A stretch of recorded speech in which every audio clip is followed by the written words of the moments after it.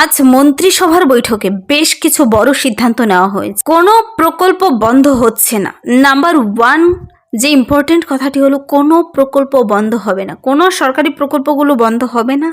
1 June থেকে অন্নপূর্ণা ভাণ্ডার, যুব শক্তি, কৃষক বন্ধু সবাই কিন্তু যার যার টাকাগুলো পেয়ে যাবে। 1 জুন থেকে অন্নপূর্ণা ভাণ্ডারের টাকা ঢোকা শুরু হয়ে যাবে।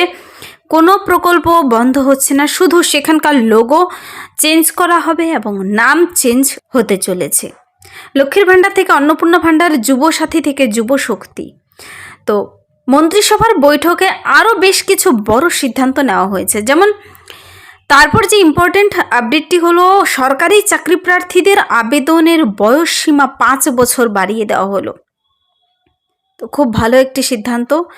অনেকেই 10 বছর থেকে কোনো চাকরিতে বসতে পারছে না, বসার কোনো সুযোগই পাচ্ছে না, মেধাগুলো কোথাও যেন বিলীন হয়ে যাচ্ছিল। তো সরকারি চাকরি প্রার্থীদের আবেদনের বয়সসীমা বাড়লো আরও 5 বছর। আর কি হলো, আজ থেকে রাজ্যে কার্যকর হয়ে গেল ভারতীয় ন্যায় সংহিতা।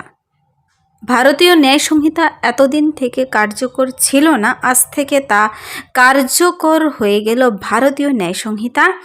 আজ থেকে আয়ুষ্মান ভারত প্রকল্পে যুক্ত হয়ে গেল এই আমাদের পশ্চিমবঙ্গে এবার আয়ুষ্মান ভারত প্রকল্পের আন্ডারে যুক্ত হয়ে গেল। 5 লক্ষ টাকা পর্যন্ত বেনিফিট পেতে চলেছে। শহীদ বিজেপি কর্মীদের পরিবারের দায়িত্ব নিল সরকার। কিন্তু বেটি বাঁচাও বেটি পড়াও, বিশ্বকর্মা যোজনার মতো কেন্দ্রীয় প্রকল্পে সামিল এবার বাংলাও। তো বাংলা কিন্তু কোথাও পিছিয়ে নেই। এবার তার সঙ্গে আরও ইম্পর্টেন্ট কিছু খবর তোমাদের জানাতে চলেছি। 1 জুন থেকে সরকারি বাসে মহিলাদের টিকিট ফ্রি ঘোষণা করলো সরকার, বিজেপি সরকার। 1 জুন থেকে সরকারি বাসে মহিলাদের টিকিট ফ্রি ঘোষণা করলো। সরকারি বাস বলতে NBSTC, এই বাসগুলোতে তোমরা যখন উঠবে মহিলাদের জন্য টিকিট সম্পূর্ণ ফ্রি ঘোষণা করা হলো। চাকরির ক্ষেত্রে ঊর্ধ্বসীমা 5 বছর বাড়িয়ে দেওয়া হয়েছে। তোমরা 45 বছর, এতদিন যেমন 40 বছর পর্যন্ত বসতে পারতে, তোমাদের 45 বছর বয়স পর্যন্ত বসতে পাবে। যারা রিজার্ভেশন ক্যাটাগরি থেকে রয়েছে তোমরা আরও বয়সে ছাড় পাচ্ছ। তো তার সঙ্গে কিন্তু আবার কিছু আরও ইম্পর্টেন্ট আপডেট রয়েছে মোদী সরকারের তরফ থেকে। তোমরা অনেকেই জানো, আবার জানো না। তেলের দাম নিয়ে বলেছে অন্তত 1 বছর কেউ সোনা কিনবেন না। দেশের জরুরি কিছু হোম ট্যাক্স দিয়েছে, যাকে হোম ট্যাক্স বলা হয়েছে। দেশের অর্থনীতিকে নিয়ন্ত্রণে রাখার জন্য বলেছে 1 বছর সোনা কিনবেন না। যতটা সম্ভব ট্রেন, মেট্রো, বাস, গণপরিবহন ব্যবহার করুন। বৈদ্যুতিক গাড়ি ব্যবহার করে জ্বালানি সাশ্রয় করতে পারেন। বিদেশে ভ্রমণ 1 বছরের জন্য পিছিয়ে দিতে বলেছে। 1 বছরের মধ্যে যারা কোথাও যাওয়ার প্ল্যানিং করছেন, তো সেই যাত্রা ক্যান্সেল করতে বলা হচ্ছে। অন্তত 1 বছর সোনা কেনা থেকে বিরত থাকতে বলা হয়েছে। এখানে কিন্তু তেলের দাম, গ্যাস, LPG সিলিন্ডার আশা করা যাচ্ছে দাম আরও দ্বিগুণ হতে চলেছে।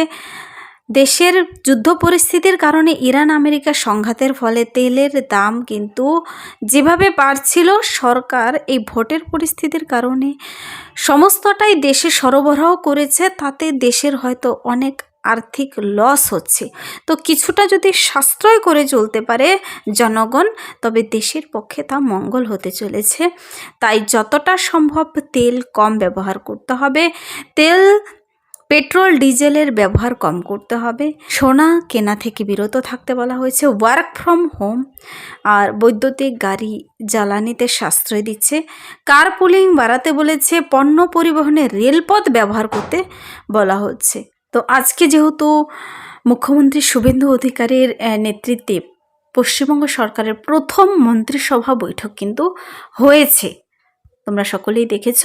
মন্ত্রিসভা বৈঠকে আজ এই ইম্পর্টেন্ট বিষয়গুলো নিয়েই কিন্তু আলোচনা হয়েছে। আর প্রত্যেকটি বিষয় আমি তোমাদের সঙ্গে খুব শর্টলি তুলে ধরলাম।